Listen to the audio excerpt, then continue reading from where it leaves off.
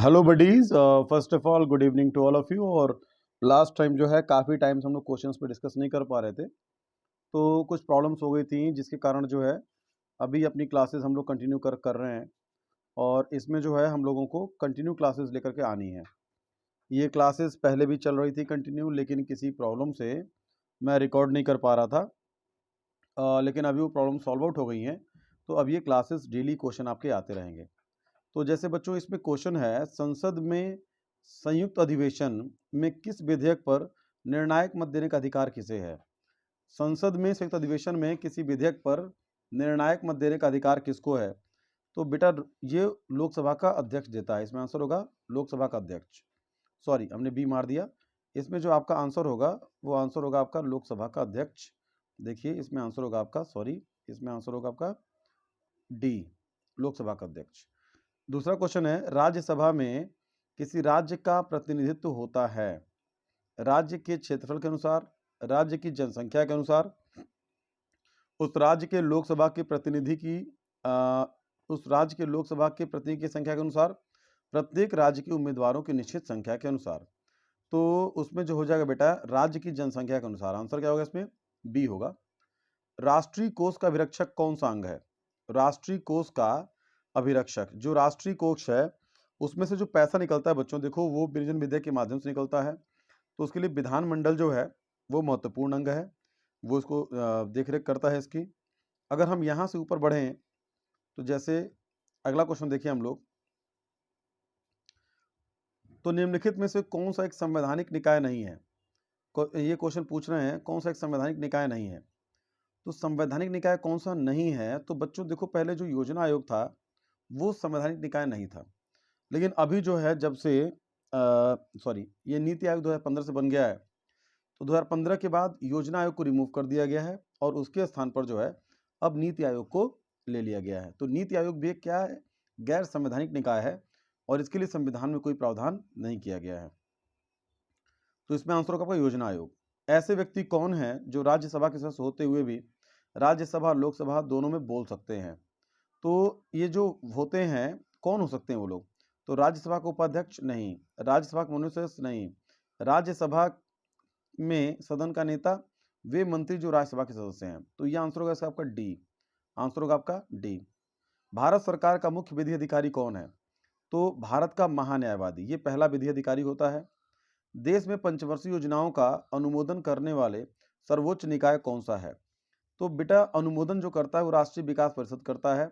जो पंचवर्षीय योजनाएं बनती हैं उनको बनाने का जो अधिकार है वो किसके पास है? वो योजना आयोग के पास है। लेकिन उनको जो, अब खैर नीति आयोग हो गया है, लेकिन उसको जो अप्रूवल देता है कि हाँ वो सब सही है, वो कौन देता है? राष्ट्रीय विकास परिषद देता है। नेक्स्ट क्वेश्चन है, केंद्रीय सरकार का उच्चतम सिविल अधिकारी कौन?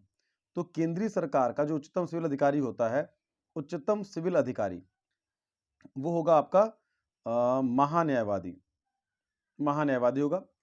क्वेश्चन नंबर 347 देखिए, संसद अपनी राय देने के लिए किस अधिकारी को आमंत्रित किया जा सकता है? तो भारत के महान्यायवादी को आमंत्रित किया जा सकता है बच्चों, राइट। अगर हम यहां से आगे बढ़ें,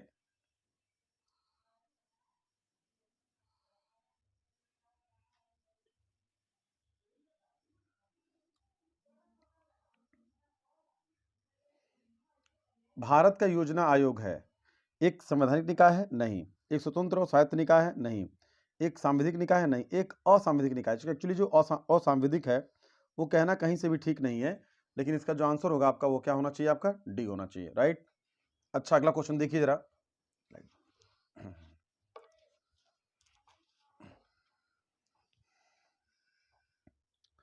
थोड़ा सा लाइट का इशू आ रहा था उधर से, वो एंगल ठीक नहीं था। और बेटा एंगल जो है लाइफ में एकदम सही बनना चाहिए, एंगल सही नहीं बना मतलब पूरी कहानी खत्म है, तुम ये समझ लो।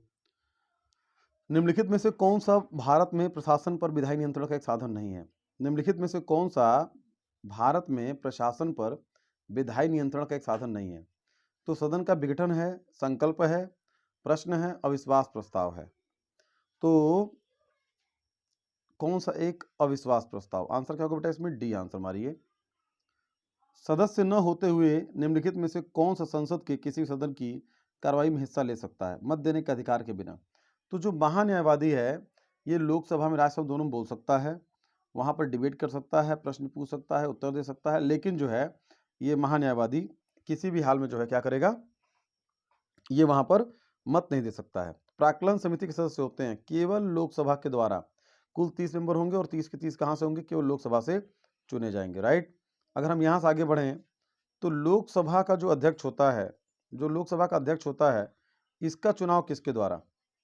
तो बच्चों लोकसभा के अध्यक्ष का चुनाव किया जाता है राष्ट्रपति द्वारा? नहीं, लोकसभा के सदस्यों द्वारा। हाँ, यही आंसर है, लोकसभा के सदस्यों द्वारा, ये आंसर है। अच्छा, यहाँ से आप आगे बढ़ो तो किसी विधानमंडल के किसी सदस्य द्वारा प्रस्तुत प्रस्ताव को जन महत्व का विलंब मामला मानते हुए जो चर्चा की जाती है उसे क्या कहते हैं? उसे हम लोग बोलते हैं बेटा स्थगन प्रस्ताव। क्या बोलते हैं? स्थगन प्रस्ताव। अगला क्वेश्चन है, भारत में किसकी स्वीकृति के बिना कोई भी सरकारी खर्चा नहीं किया जा सकता है? तो बिना संसद की स्वीकृति के कोई भी सरकारी खर्चा नहीं किया जा सकता है। लोकसभा अथवा विधानसभा के किसी चुनाव प्रत्याशी की जमानत राशि कब जब्त कर ली जाती है? तो देखो बच्चों, वो कब जब्त कर ली जाएगी? जब वो किसी भी चुनाव में कम से कम 1/6 मत को प्राप्त न कर पाए। तो जो भी लीगल मत है, जो भी वैध मत है, यदि वह उसका 1/6 मत प्राप्त नहीं कर पाता है तो उसका जो होगा जब्त राशि कर ली जाएगी, जमानत राशि जब्त कर ली जाएगी। तो इसमें आपका आंसर होगा बच्चा डी। संघ लोक सेवा आयोग के सदस्यों के पद पर कार्यकाल होता है 6 वर्ष या 65 साल, जो पहले हो जाए। 6 वर्ष या 65 साल जो पहले हो जाए। कौन सा एक आयोग संवैधानिक उपबंधों द्वारा स्थापित नहीं किया गया था? तो इसमें आंसर होगा आपका योजना आयोग। आंसर होगा इसके अंदर आपका योजना आयोग, और इसका आंसर है आपका सी। इसका आंसर योजना आयोग सी है। हमारे संविधान में आर्थिक आयोजन शामिल है। देखो बच्चों, आर्थिक आयोजन जो है ये समवर्ती सूची का मामला है और केंद्र सरकार, राज्य सरकार दोनों ही इस पर कानून बना सकती हैं, राइट। राज्यसभा का सदस्य बनने के लिए उम्मीदवार की न्यूनतम आयु कितनी होनी चाहिए? तो उम्मीदवार कम से कम जो है वो 30 वर्ष का होना चाहिए राज्यसभा का। और लोकसभा के लिए कितना होना चाहिए? लोकसभा के लिए अधिकतम 25 वर्ष। संघ की संसद में शामिल है, संघ की संसद में शामिल है। तो बेटा इसमें जो होगा भारत का राष्ट्रपति भी होता है, राज्यसभा भी होता है और लोकसभा भी होता है। अगर पूछता है कि संसद के कितने सदन हैं, तो सदन होंगे आपके कितने? केवल और केवल कितने होंगे? 2, लोकसभा और राज्यसभा। लेकिन कितना अंग है? तो उसमें तीनों अंग है। कौन कौन सा है? राज्यसभा, लोकसभा और राष्ट्रपति। तो आंसर होगा इसमें डी। लोकसभा में निर्वाचित सदस्यों की संख्या कितनी है? तो बेटा अगर पूछता है कि निर्वाचित कितने हैं, तो पहले देखो अब तो केवल निर्वाचित ही होते हैं। अधिकतम कितने हो सकते हैं? 550 हो सकते हैं। पहले 2 एंग्लो इंडियन होते थे, लेकिन अभी एंग्लो इंडियन के पद को समाप्त कर दिया गया है। तो अब कितने हो गए? 550। गैर धन विधेयक के संसद के हर सदन में कितने वाचन होते हैं? 3। कितने होते हैं बच्चों? 3। वह प्रधानमंत्री कौन था जिसे संसद ने मतदान द्वारा अपदस्थ कर दिया था? वह प्रधानमंत्री कौन था जिसे संसद ने मतदान द्वारा अपदस्थ कर दिया था, जिसको मतदान के द्वारा हटा दिया गया था? मोरारजी देसाई।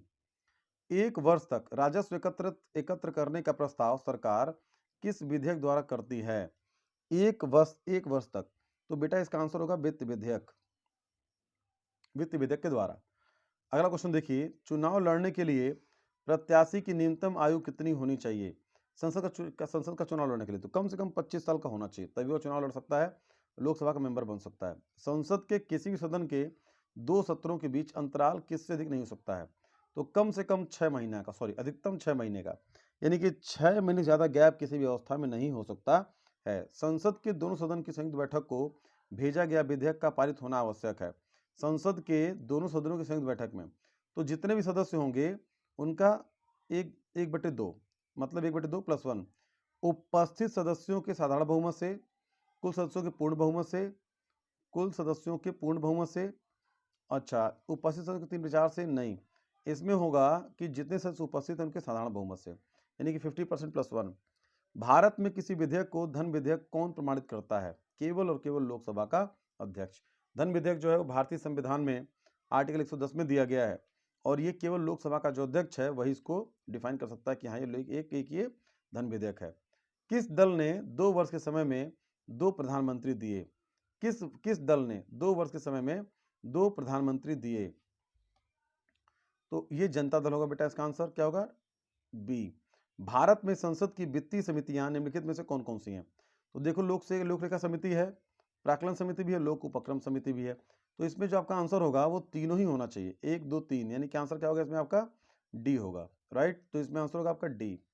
लोकसभा के पिछले पहले मध्यावधि चुनाव कब हुए थे?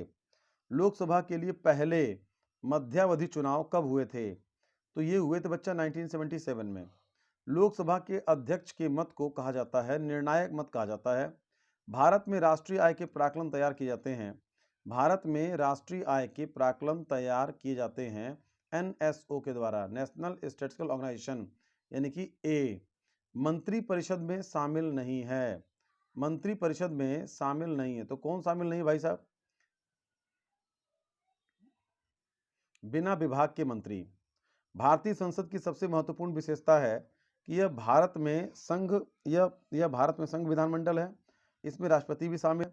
यह द्विसदनीय स्वरूप की है। संसद की ऊपरी सदन कभी भंग नहीं हो सकती, यही इसका आंसर है। संसद का ऊपरी सदन कभी भंग नहीं हो सकता। इसमें आंसर क्या होगा आपका? डी होगा।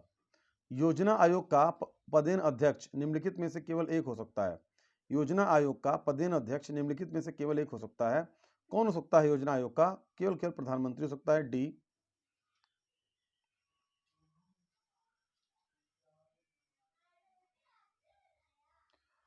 निम्नलिखित में से कौन सा निकाय संविधानेतर और असंवैधानिक है? तो योजना आयोग जो होगा बेटा ये असंवैधानिक है और एक संविधानेतर निकाय है। संसद में अविश्वास प्रस्ताव के बारे में निम्नलिखित में से कौन सा कथन सही है? संविधान में इसका कोई उल्लेख नहीं है। एक अविश्वास प्रस्ताव के बाद दूसरा अविश्वास प्रस्ताव प्रस्तुत करने के लिए 6 माह की अवधि आवश्यक होनी चाहिए। सदन में प्रस्तुत करने से पहले कम से कम 100 व्यक्ति उस पर प्रस्ताव का समर्थन अवश्य करें। यह केवल लोकसभा में प्रस्तुत किया जा सकता है। तो बच्चा इसमें देखो जो आपका आंसर होगा ये देखिए संविधान में कोई उल्लेख नहीं, बिल्कुल सही बात है। 6 महीने का टाइम चाहिए, बिल्कुल ये भी सही बात है। सदन में प्रस्तुत करने के लिए 100 सदस्य या कि लोकसभा प्रस्तुत बेटा 1 2 3 4 चारों सही होंगे आपके। नेक्स्ट क्वेश्चन है, अगला क्वेश्चन है कि वित्त आयोग क्या है आपको बताना है। तो वित्त आयोग जो है पंचवर्षीय योजना बनाता है, मौद्रिक नीति तैयार करता है, केंद्रीय सरकार के कर्मचारियों के वेतन में संशोधन की सिफारिश करता है, संसाधनों के केंद्र और राज्यों के बीच बंटवारे का निर्णय लेता है। तो आंसर क्या होगा इसमें आपका? डी होगा। जब राष्ट्रपति उपराष्ट्रपति दोनों के पद एक साथ खाली हों तो पद पर अस्थायी कौन बैठ सकता है? तो भारत का मुख्य न्यायाधीश बैठ सकता है। अगर हम यहां से आगे बढ़े बच्चों, लोकसभा अध्यक्ष को अपना त्यागपत्र किसको देना होता है? तो जो लोकसभा का अध्यक्ष होता है वो भारत के प्रधानमंत्री को, लोकसभा के उपाध्यक्ष को। आंसर क्या होगा? बी। लोकसभा के उपाध्यक्ष को जो है वह अपना त्यागपत्र देता है लोकसभा के उपाध्यक्ष को। हर 2 वर्ष में राज्यसभा के कितने सदस्य? तो बेटा 1/3। हर 2 साल में क्या होंगे? रिटायर हो जाएंगे। हर 2 साल में 1/3 क्या होंगे? रिटायर हो जाएंगे। भारत के महान्यायवादी को श्रवणाधिकार है उच्चतम न्यायालय में, किसी भी सत्र न्यायालय में, उच्च न्यायालय में, भारतीय राज्य क्षेत्र किसी भी बेटा डी, भारतीय राज्य क्षेत्र के भीतर किसी भी कानूनी अदालत में। लोकसभा कार्यकाल कितनी बार 6 वर्ष तक बढ़ाया गया? एक बार 75-76 के टाइम पे एक बार बढ़ाया गया।